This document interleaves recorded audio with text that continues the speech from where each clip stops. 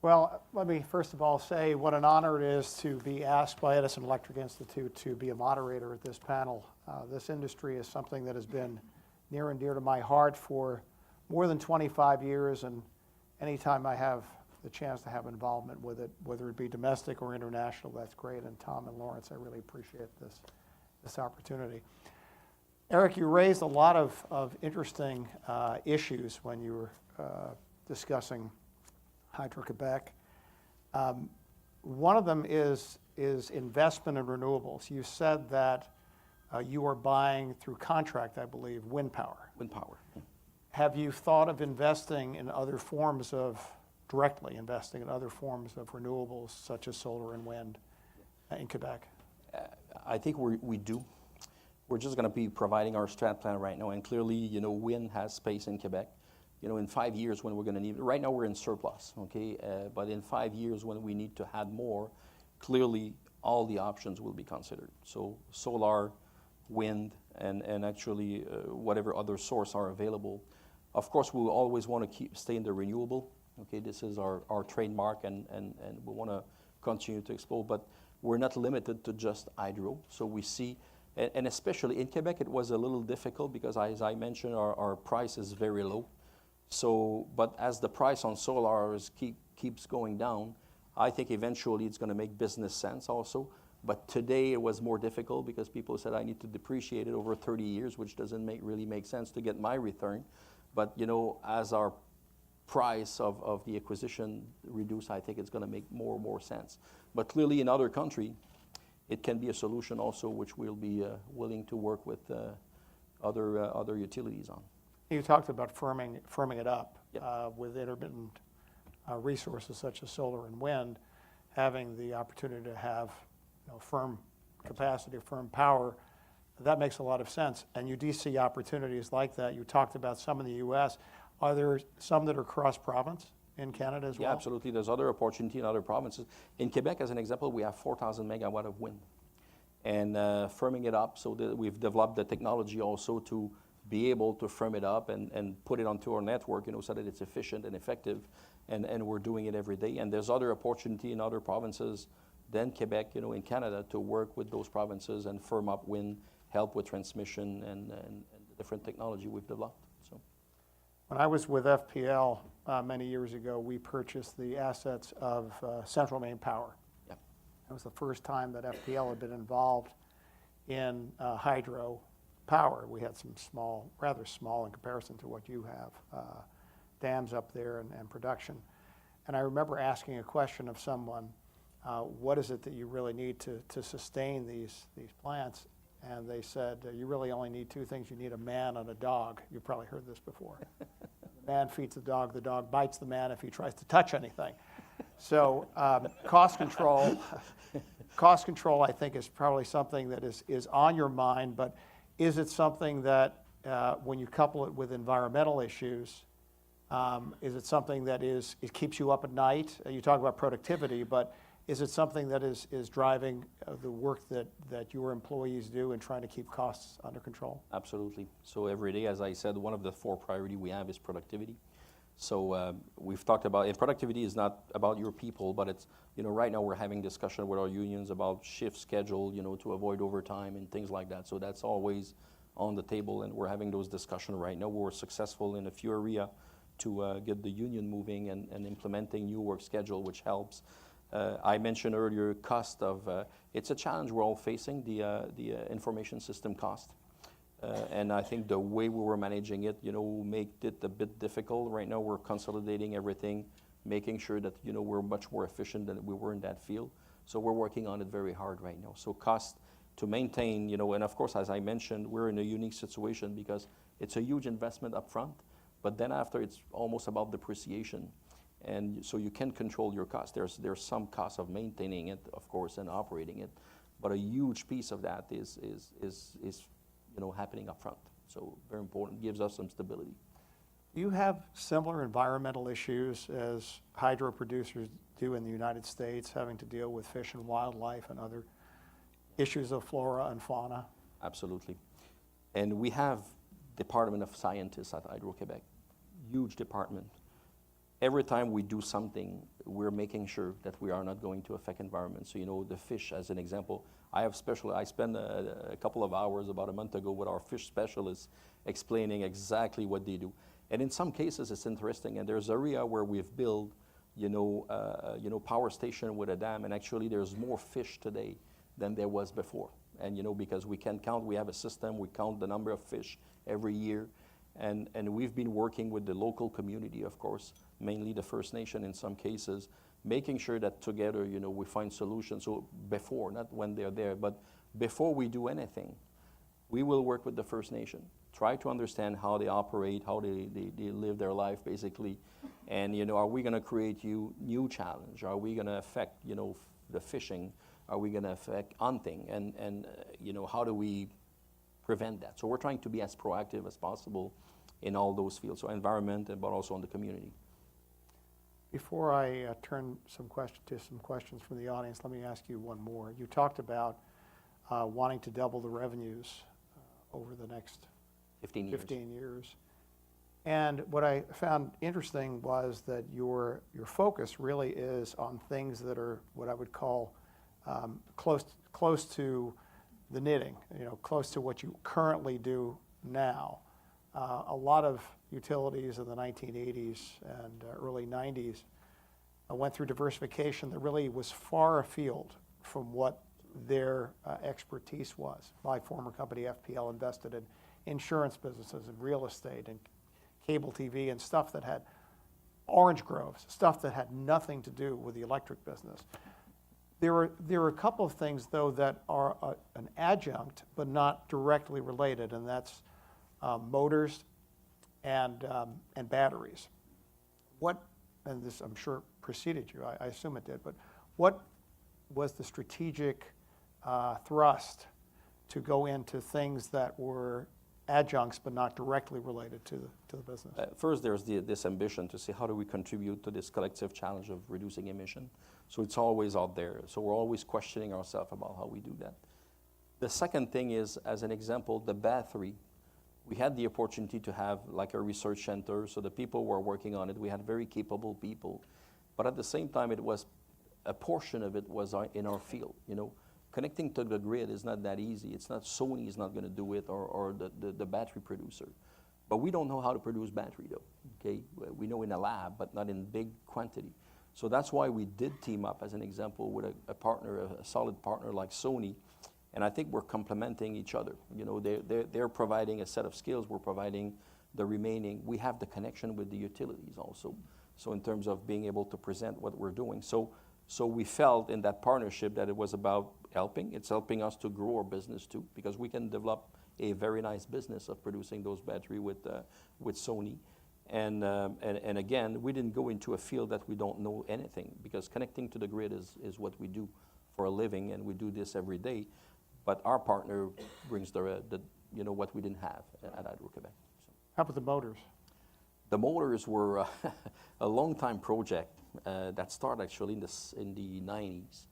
And, this was kind of, we ended up with a lot of patent. It's more historical, I would say. But there was some choice made about 10 years ago. We said, do we drop it? It's not in our core business.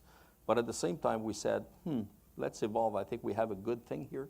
And people have decided to continue to carry on. And, we're going to see where that goes. Maybe in a few years from now, we can sell it. I'm not starting any rumor, but we've developed a solid business here. Yes, it's not in our core competency, but at the same time, we did leverage a lot of our capability into our R&D center to develop it. We have a nice product, and I think we're going to see, where that evolves. Great. Yeah. Questions from the audience? Yes, sir. Good morning.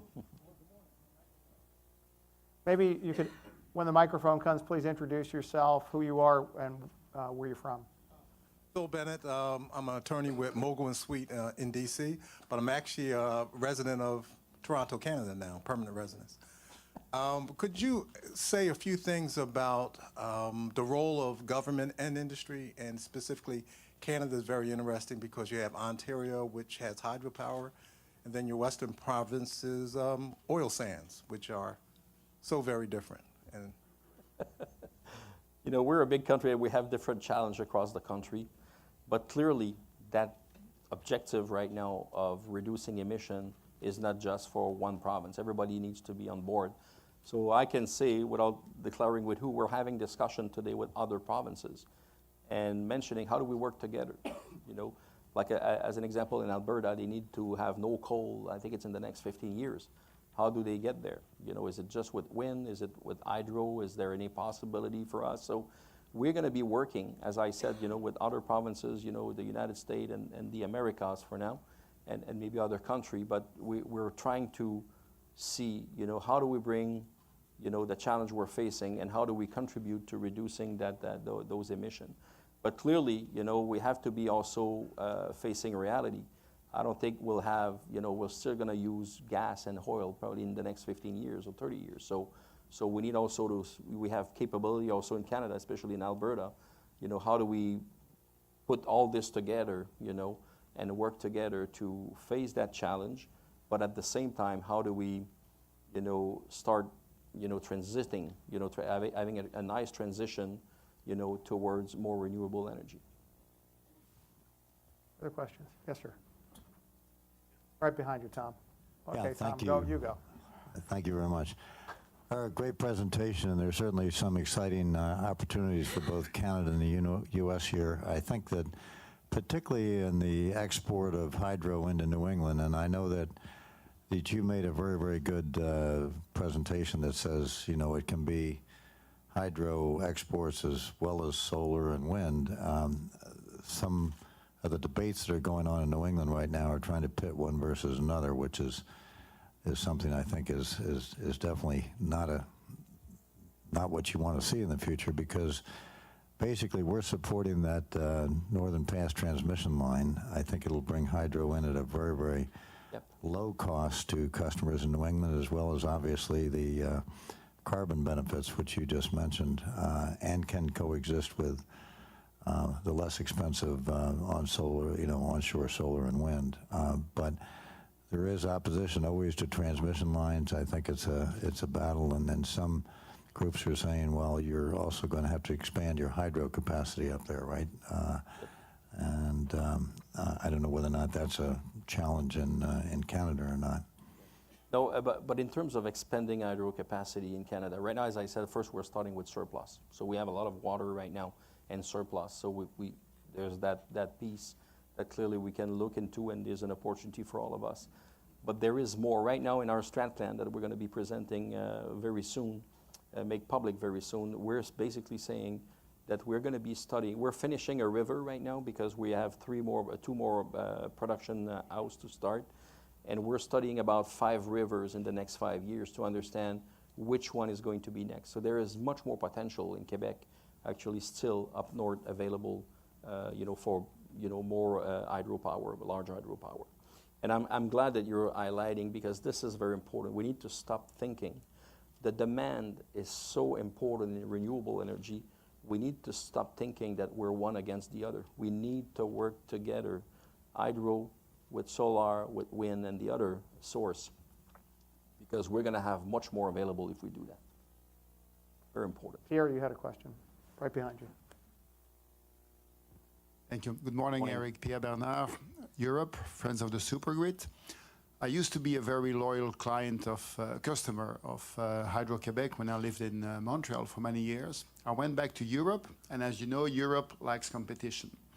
And about 20 years ago, we broke up the energy market by splitting the companies for the benefits of the consumer. Prices would go down, and bundling would make the difference. Yep.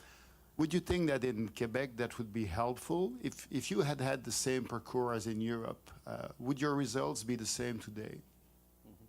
That's a very good example. I think it's a very good question. We're always questioning ourselves, you know, because we see the world is evolving. Our neighbor Ontario privatized some of it. You know, the Europe has done it quite a bit. I had discussion with our Prime Minister, actually, you know, to discuss, say, what do we do? Is it in the card? And right now, when we look at the situation we're in, we really believe that the current model has served us very well, okay? You look at where we are, we have the lowest cost in North America. We have a lot of capability. You know, we can grow, but we're going to have to go outside if we want to continue to grow. And, Hydro-Québec, as you saw at the beginning, we do manage production, transmission, and distribution, which we make sure that it's all aligned. So there's only one vision, and we're going in one direction. I've seen other country or provinces where, it's very confusing. Some people want to go left, some people want to go right, and what's happening at the end, you just go in circle, okay? So we've been avoiding that. So I think the fact that Hydro-Québec is like the master of orchestra, making sure that all the divisions are unified, work together, and have the same ambitions, I think helps us a lot. So we're always re-questioning, of course, it's part of a continuous improvement, but we always came to the conclusion so far, and we don't see it in a foreseeable future, that we should sell to and privatize some of Hydro-Québec. It's not in the card, not at all. Lawrence, how much more time do we have for one more question One from more the question. audience, please? Good. One way back there, please.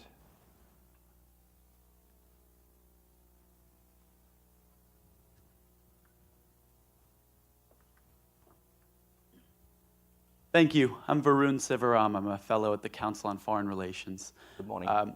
Last week, a few of us here got to visit your R&D facility, and it was fantastic. It also seemed to be a little uncharacteristic of the industry in general.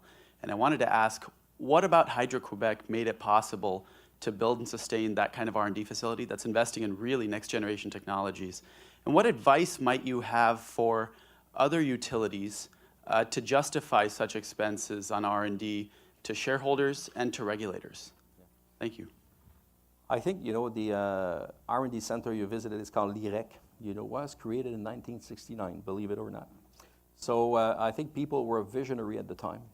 They knew that we were facing challenges. I think at the beginning, I think it got created because we were maybe facing new challenge that nobody else was facing because of the distance, the complexity of the network, and the conditions under which we are operating. So they felt the need to do that and develop new technology.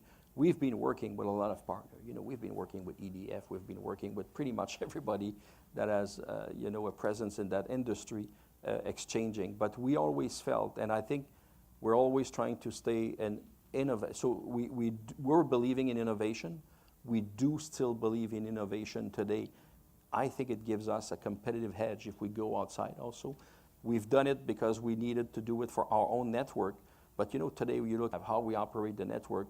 To optimize the network and get the most out of it is very important. So we have those people, those PhD that are always questioning themselves about, what's next, how do we move next? And the interesting piece is this was very good for us inside, but I think the piece where we're struggling a little bit was to those idea about batteries, how do we commercialize those ideas? Okay, and this is another set of skills, so we're bringing that set of skills today. And this gives us an opportunity also to grow our company. So, but we do believe, you have to believe innovation is key in our industry. Things will evolve, things will change, the demand will be different. Wind came on board 10 years ago for us. And, we needed to figure out what's the most efficient way to bring the wind, energy on our grid. And we figured it out, but we've done a lot of research and compare notes with other utilities, but we were able to do that. So I think innovation in our industry is key. This is like, there's other industry. I came from the aerospace industry, it's the same thing. You always need to invest and try to push the limit. And we've been having that facility that you saw. It's a very impressive facility. It's huge. We have a lot of things we do there, a lot of capability in a lot of different projects. But I believe it's been there since 1969, and clearly until I'll be the CEO, it's still going to be there. Éric, thanks very much. Thank Very you so much. insightful. Thank you. Thank you. Thanks for your question. Thank you.